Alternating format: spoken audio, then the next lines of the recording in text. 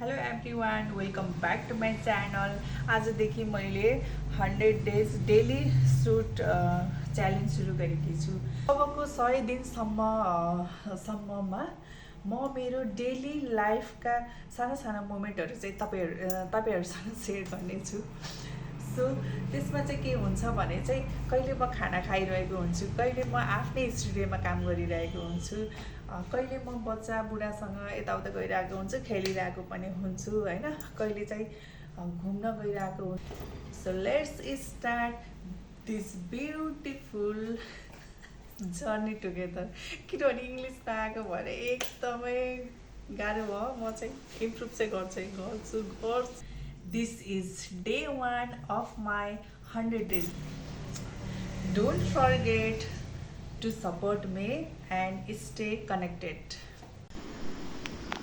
Hello साथीहरू, मेरो दिन चाहिँ यहाँबाट सुरु भयो। अहिले बजेको छ बिहानको 7।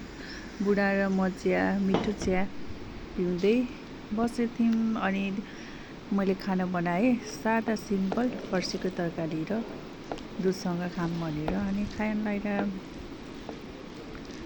यस्तो मिठो भएको थियो कि फर्सीको तरकारी अनि टक्क हरियो खुर्सानीको साथ। हरियो खुर्सानी खायो भने नमिठो तरकारी पनि मिठो हुन्छ कि साथीहरू। यस्तो खाम हुन्छ भनेको। सो त्यसपछि लागेँ म मेरो स्टुडियोतिर। स्टुडियो चाहिँ मेरो आफ्नै घरमा हो। हामी चाहिँ माथि बस्छौँ, स्टुडियो तल छ। अनि यहाँ गएँ। मलाई चाहिँ यो एक्टिङ गर्न पनि आउँदैन ल हेर्नु त। सबैले साउन्डमा मेहन्दी लगाएको छन्, चुरा लगाएको छन्, मैले लगाएको छैन भन्दै म चाहिँ मेकअप गर्न सुरु गरेँ। यो चाहिँ अरोमा म्याजिकको क्लिन्जर हो, ड्राई स्किनको लागि। तपाईँहरू पनि लैजान सक्नुहुन्छ। धेरै लगाउनु पनि पर्दैन, थोरै लगायो। जसको ड्राई स्किन छ उसको लागि चाहिँ एकदमै राम्रो हुन्छ। तपाईँहरूलाई पनि चाहिएको छ भने आउनुहोस्। नजिकैको लोकेसनमा हुनुहुन्छ भने चितवन, भरतपुर, मालपुर चोक 11 द एभिन्यू ब्युटी स्टुडियो मेरो आफ्नै स्टुडियो रहेको छ।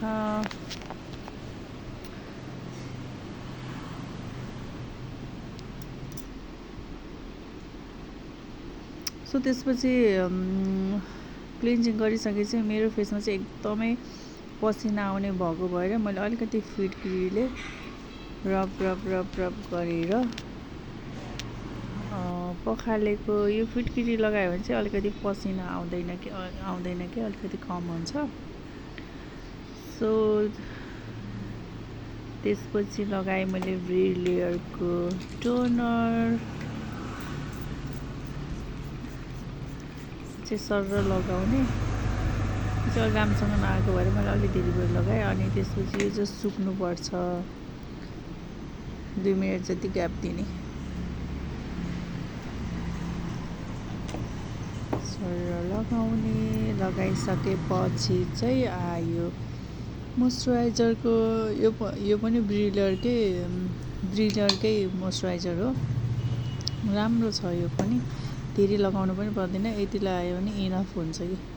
मजाको मोइस्चराइजर छ।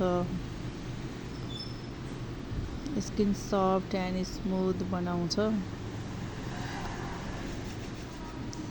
सो यसरी लगाउने। अनि लास्टमा हातमा लागेकोहरू चाहिँ घाँटीमा लगाउने, नेकमा सर्लक्क पारेर लगाउने।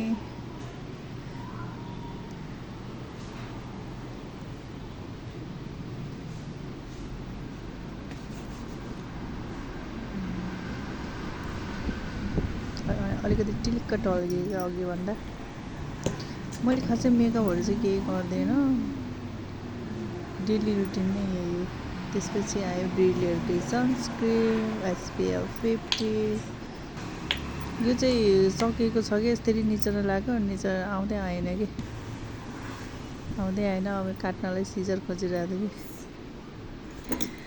यो सक्यो भनेर यत्तिकै नफाल्नु होला साथीहरू। यो यसरी काटेर भित्र हेऱ्यो भने चाहिँ 3 दिनलाई चाहिँ लगाउन मिल्छ कि, 3 पटकलाई लगाउन मिल्छ कि, मजाले लगाउन मिल्छ कि। ल हेर्नुहोस् त्यहाँ कति धेरै छ। ल हेर्नुहोस्। तलको पार्टमा चाहिँ एक दिनलाई मजाले पुग्छ, अलिकति रहन्छ। माथिको पार्टमा 2 दिनलाई मजाले पुग्छ कि हेर्नु कति धेरै रहेछ। हेर्नु त हाम्रो यो फाल्यो भने ल हेर्नु 3 दिनको पैसा।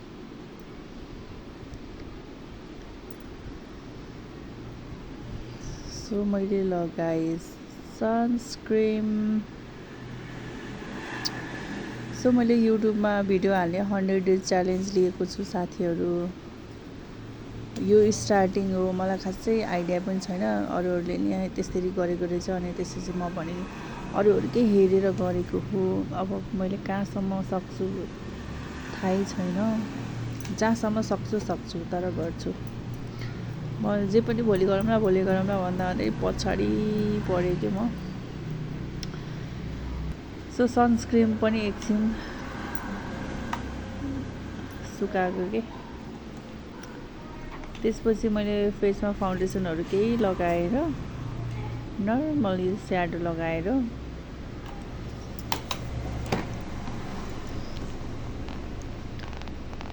ब्राउन स्याडो लगाएको हो। खास चाहिँ यो ब्रसमा ब्ल्याक रहेछ र आई स्याडो अलिकति ब्ल्याक भयो कि।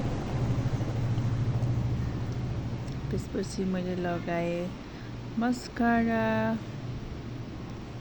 मस्कारा त लाउनै पर्छ कि। मस्कारा लगायो भने बल्ल अलि उज्यालो देखिन्छ, आँखा पनि ठुलो देखिन्छ, चकिलो देखिन्छ। मस्कारा चाहिँ लाउनै पर्छ। मस्कारा लगाएछ हेर्न कस्तो राम्रो देखियो।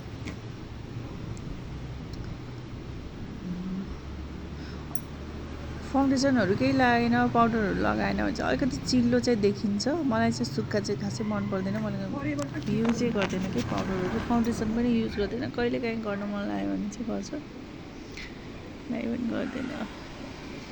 यो मैले लगाइरहेको छु फरेभर 52 को काजल, वाटरप्रुफ काजल हो। तपाईँहरू पनि लिन सक्नुहुन्छ, सजिलै मार्केटमा पाउँछ।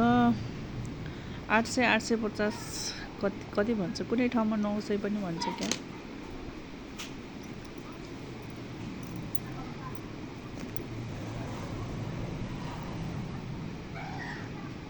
अलिकति उज्यालो देखि।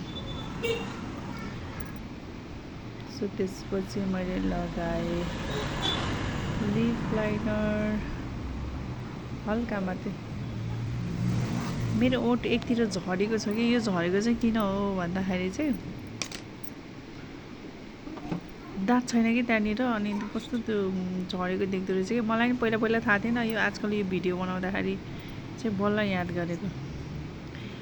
यो चाहिँ सुपर स्टेको लिपस्टिक हल्कावाला लगाउँछु कि मैले चाहिँ।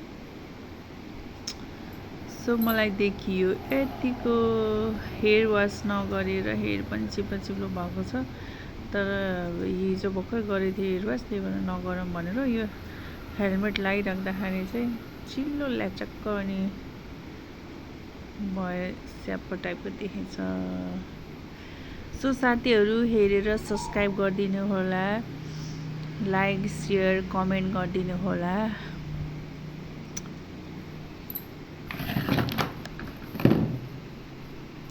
सब्सक्राइब गर्न नबिर्सनु होला, ताकि म अझै राम्रो भिडियोहरू लिएर आउन सकौँ। बल्ल यो स्टार्टिङ हो, बोल्न पनि अलि राम्रोसँग आउँदैन।